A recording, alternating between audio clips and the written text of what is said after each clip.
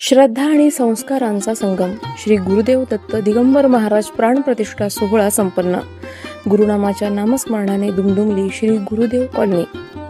सावेडी उपनगरातील भिस्तबाग चौक परिसरातील श्री गुरुदेव कॉलनीमध्ये अवधूत चिंतन सद्गुरू श्री गुरुदेव दत्त दिगंबर महाराज यांच्या पावन मूर्तीचा प्राणप्रतिष्ठा सोहळा अत्यंत मंगल, श्रद्धामय व भक्तिरसाने ओतप्रोत भरलेल्या वातावरणात पार पडला.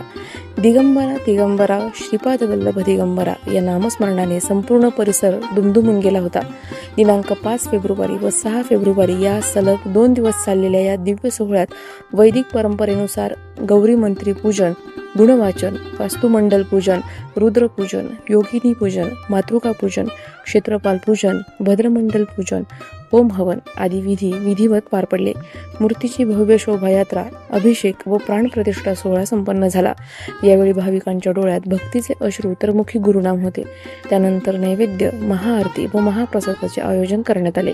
या पावन सोहळ्यास परिसरातील भाविकांनी मोठ्या संख्येने उपस्थित राहून सद्गुरू चरणी नतमस्तक होत दर्शनाचा लाभ घेतला. प्रभाग क्रमांक 1 मधील सर्व नगरसेवकांनी उपस्थित राहून सद्गुरू चरणी नतमस्तक होऊन दर्शनाचा लाभ घेऊन या धार्मिक कार्यक्रमाला शुभेच्छा दिल्या.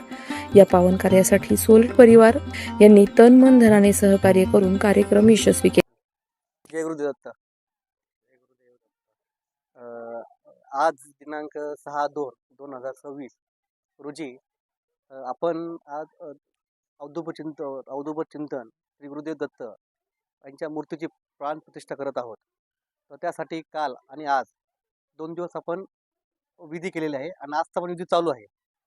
तर ज्या पारंपरिक पद्धतीने किंवा जी काही रूढी परंपरा किंवा जे काय पूजासाठी करतात, जे सर्व विधी आपण इथे पूर्ण करत आहोत.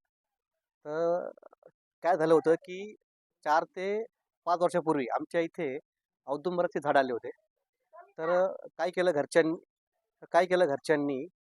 तर 4 ते 5 आम्ही त्याला रोज संध्याकाळी दिवा लावायचो. मग आत्ताची जी दत्तची झाली होती मागच्या वर्षी, आम्ही महाप्रसाद पण केला होता छोटासा.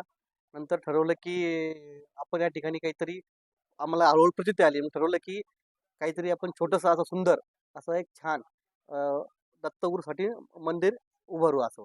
मग त्यानंतर असं करता करता छोटे होतात आपली असं छान सुंदर असं मंदिर उभारलेलं आहे.